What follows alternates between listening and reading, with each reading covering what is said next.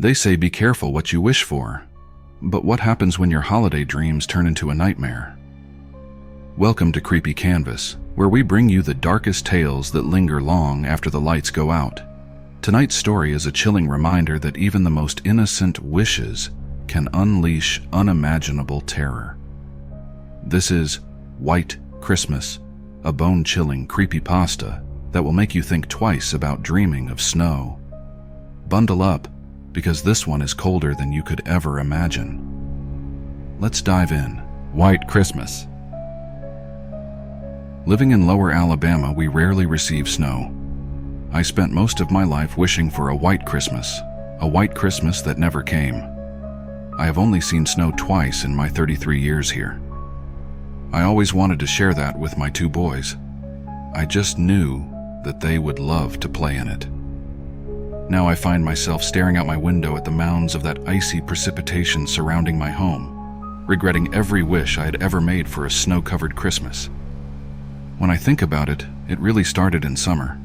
Our summers are always hot and extremely humid, but that year it was even more unbearable. We steadily saw temperatures of well over 100 degrees, and everyone I knew begged for relief. The heat wave lasted all the way until the week before Halloween. Then suddenly, a massive hurricane spawned in the Gulf of Mexico. The weather forecaster for our local news frequently referred to it as a monster. Looking back, I would believe it was more of a demon that brought hell with it, but a much different one than I had read about in the Bible. The storm passed, leaving devastation for miles around. It had affected every state within the southeast, but Florida most of all. Help was sent from various utility companies, government aid agencies, and even regular citizens to help with the relief. And when I say various, I mean from every state in our region.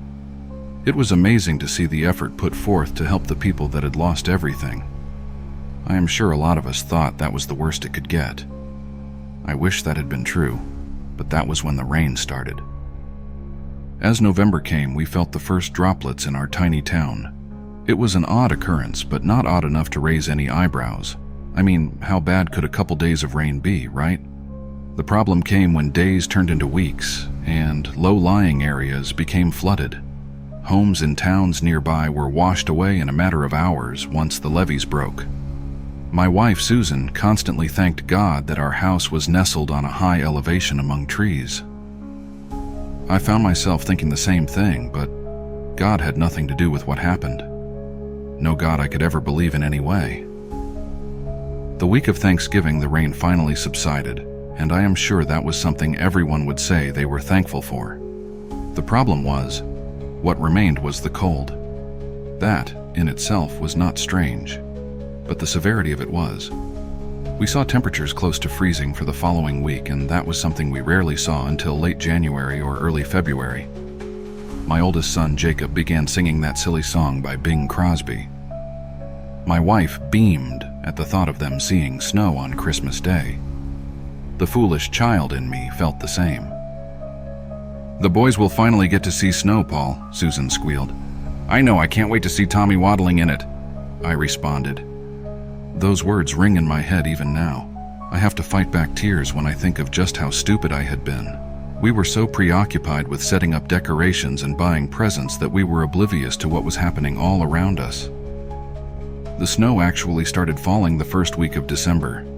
It was up several inches within the first day. It was amazing to see at first, but when it kept coming, some people became worried.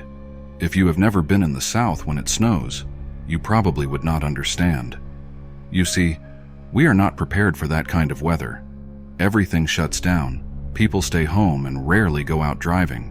I know it sounds ridiculous to anyone else, but that is what happens. It just kept coming. My wife and I had let the boys play in the fresh powder originally, but when it had gotten so high that I could barely walk in it freely, we decided it was best to keep them indoors. Hardware stores had started bringing in snow shovels to help clear paths, something that you rarely found in our town. I bought one of the last ones on the shelf, as people scrambled to manage the icy foreign invader. The situation seemed to become worse, as small flurries became near blizzards. My wife stayed glued to the news and weather broadcasts. It appeared the northern states had almost been buried in the frigid powder. The president had actually issued a state of emergency, urging people in the northern portion to evacuate south. That was when I finally started to be concerned. These people had been told to come south, but our situation was hardly any better. The weatherman stopped trying to be accurate. His predictions of an end to the madness never came. The temperatures continued to drop, and it was not long before we saw them go from 0 to negative digits. It was unheard of in my state for it to be that cold, and people were getting afraid. Plumbing fixtures began to burst from frozen pipes, and people were left without water until they could thaw. Our world had become a freezer in a few weeks, and none of us were prepared for it. My family found themselves wearing our thickest clothing, even inside. It felt like no matter how high I set the thermostat, it was not enough. We should have left then. By Christmas, we had no power, and utility companies had stopped trying to traverse the harsh conditions to repair downed lines. Local officials had abandoned emergency protocols to save themselves. We began hearing rumors of our neighbors attempting to head further south into Florida. Susan suggested the same, but I reminded her of the destruction still left from the hurricane. I was afraid we would be worse off without shelter. So, I made the decision to hunker down in our home. I cleared a path to the fireplace that had only been used for decoration and set to the task of getting a fire going. If it was not such a dire situation, my wife would have found amusement in me attempting something like that. I had never even seen someone use a fireplace, let alone light one. After several attempts, we were able to burn what little wood that was readily available near our home. My family and I huddled around it as if it were going to save us from the fate that waited outside. The whiteness had engulfed our home. The mounds had risen above the windows, breaking some of them. I was forced to reinforce each one to keep the cold out. We sealed every crack or crevice that could possibly let out the heat and tried to remain together. My wife wrapped our children in blankets and pulled them close. The boys did not understand, and we were afraid to tell them how serious the situation was. The fear that rested on my wife's face was enough to keep me from ruining what could be our last Christmas. We still attempted to have a big dinner, despite our ability to effectively cook. I also learned how to cook within a fireplace for the first time. It would have been an interesting experiment if it had not been essential for our survival at the time. We gave up on the idea of turkey or ham, but we had always had a decent stock of canned food. It was a habit I had picked up from my grandparents. I often wondered how they were faring during all of this, but I had my immediate family to worry about. Our world had been plunged into an endless sea of white. I even had nightmares of the stuff that Christmas Eve. My children normally woke me early on Christmas morning, but when my eyes fluttered open, I assumed it was still night. The house was so dark that I could barely see my wife lying next to me. I slowly rose from my bed, still completely clothed, and nudged Susan awake. The house had become far colder than it should have been, and I immediately headed for the fireplace. The fire had gone out at some point, so I ran for the back door, pulling on my boots.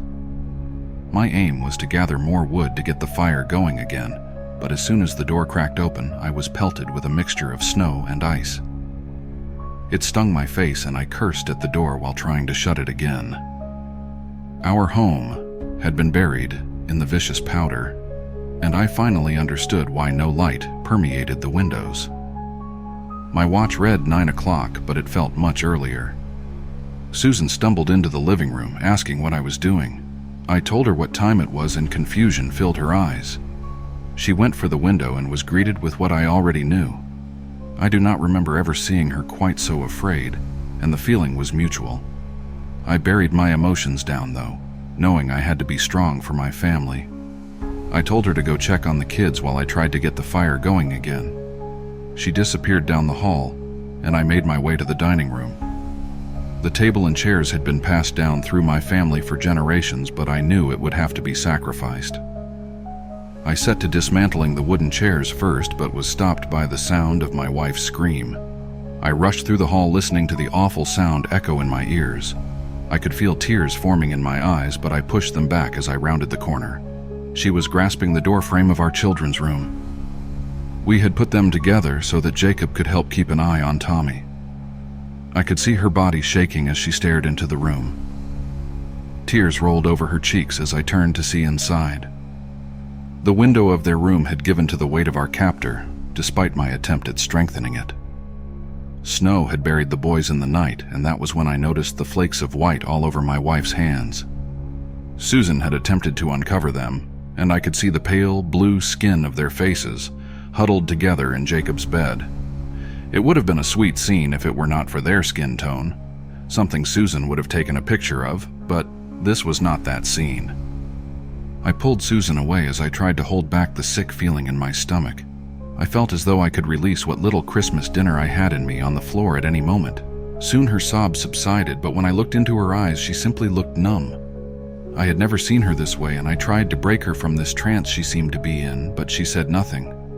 Her eyes would not even turn my direction when I spoke. Something had broken inside Susan that morning, and I do not blame her. I sat her next to the fireplace and wrapped her in a blanket while I returned to the dining room. The polished wood did not want to burn, but I was determined to give us warmth. So, I did not stop until we had fire. I made it a point to ask Susan to stay by the fire while I returned to the boys' room. I could not leave them that way, but when I reached the door, I found myself pausing just outside. I felt the warm and salty specks across my cheeks before I even saw them. I slowly stepped inside and slid gloves over my hands. I finished clearing away the snow and noticed why they had not simply come to our room. The wood I had used to seal off the window had struck my oldest first. It left a gash near his temple that would have knocked a grown man unconscious. I could only imagine his 10-year-old body had not lasted long after. Tommy had obviously woken after. His tiny form clung to his big brother like a teddy bear. I internally cursed myself for not putting them to bed with us that night, but I knew it was too late for that kind of thinking. I removed their bodies and wrapped them in blankets before placing them in the guest room. I took one final look at their tiny bedroom, a place that had held so much joy previously. I imagined the two of them playing and sometimes bickering. My lips tried to curl upward, but they could not. My eyes drooped to the floor as I turned away and shut the door. I have not returned to that room since, and I doubt I will. I just returned to the living room in hopes of comforting Susan. But when I got there, the blanket was all that remained by the fire. A quick search of the house revealed that the back door had been opened and a tunnel had formed in the frigid wall on the other side, leaving the floor inside covered in snow. I tried to follow Susan's footsteps, but eventually, they disappeared behind a solid wall of that cursed white. I could only imagine her frantically digging through it and the sound of what was above coming down upon her body. I tried to dig into it myself in search of her body, but the layer that remained was frozen solid. It was like digging my hands into cement, and I knew that Susan could not have survived it, even if my mind did not want to believe it at the time. I found myself picking at it with tools anyway, feeling as though I had nothing left to do. I do not know how much I cried while working at that pointless task, but I do know it started to freeze to my cheeks. I did not stop until my arms could not lift again, and that is when I sat among the snow and stared at what my world had become. I lost track of how long I sat there, or when I decided to come back to the fire. I do remember when I started burning the Christmas gifts and how hard a choice that had been. I opened each one slowly and savored the idea of the children playing with it for the first time. I could even see Susan standing over them with her camera in hand. She would be giving her biggest smile and snapping away to save each memory. She loved taking pictures, but what I had to do did not need to be captured on any sort of film. I started to feel the numbness that night, that same numbness that overtook Susan earlier that day. It was as cold as the snow that surrounded me. And all I could think was, this had been my fault. I should have escaped with my family when I still had the chance. I do not know if it was pride, ignorance, or both, but the guilt was too much. It consumed me and took away everything this holiday was supposed to be about. Online movie streaming services. I started writing this in hopes that someone reads it. I do not know what has happened to the rest of the world, only what has happened to me. I do not know how long I can survive here.